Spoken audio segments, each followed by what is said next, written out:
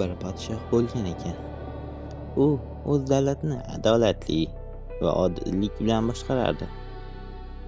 Lekin vaqtlar o'tib u qarib qolgandi. O'z davlat kelajagini o'ylagan hukmdor o'ziga voris kerakligini bilardi. Ammo o'zining o'g'li bo'lmagani sababli bosh qotgandi. Bu savol unga og'ir edi. Lekin kunlardan bir kun u antiqa yo'l o'ylab topdi. Ertasi kuni u qirollikka farmon berdi.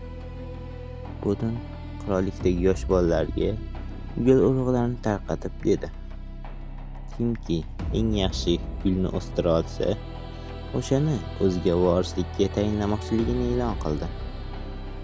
Vaqt o'tdi. Oradan bir necha oy o'tdi. Podshoh shaxsan o'zi ularni tekshirishga kirishdi. U juda ko'p va turli xil gullarni ko'rdi. Lekin ularni shunchaki chetlab o'tdi. Kun oxiriga yaqin esa u gultuvakka tikilgan bolalar oldiga keldi. Ularning soni 11 ta edi.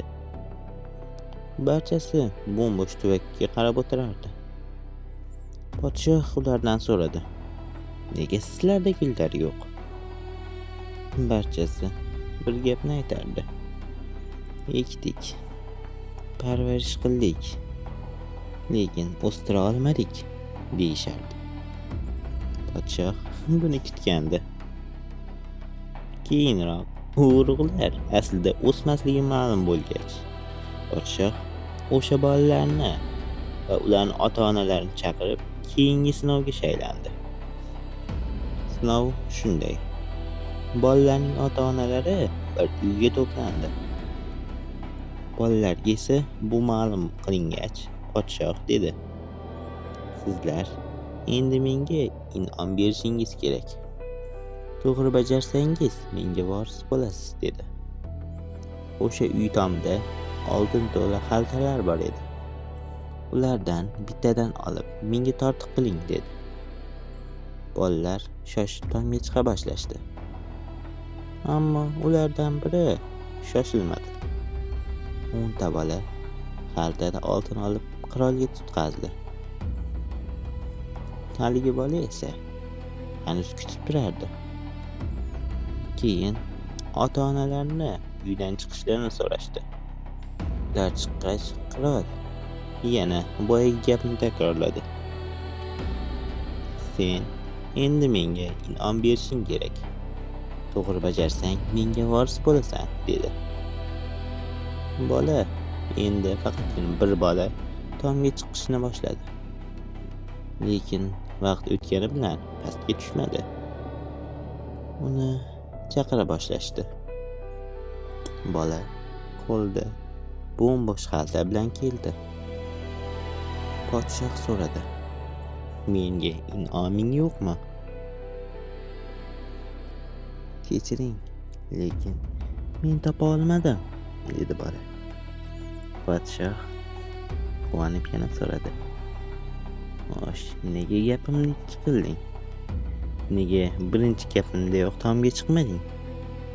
Shunda balki xaltalar senga ham yetardi-ku dedi. U yerda ota-onam borligiga jazm qila olmadim dedi bola. Podshoh esa bu gapni ham kutgandi. Boyagi 10 ta bolaga kiyim-bosh sovg'a qildi va o'sha oxirgi sinovdan o'tgan bolani o'ziga voris qilishga qaror qildi. Xulosa: siz bu hikoyani eshitganmisiz? Va bu yangilangan versiya sizga yoqdimi? Aslida bu hikoya qanday edi? Bu hikoyadan bir ozgina bo'lsa-da nostalgiya hissini tuydingizmi? O'zi aslida bu hikoya sizlarga yoqdimi? Fikrlaringizni izohlarda yozib qoldiring. Va darvoqe, kanalimda sizga yoqishi mumkin bo'lgan ko'plab videolar ham bor. Ularni ham tomosha qilishni unutmang.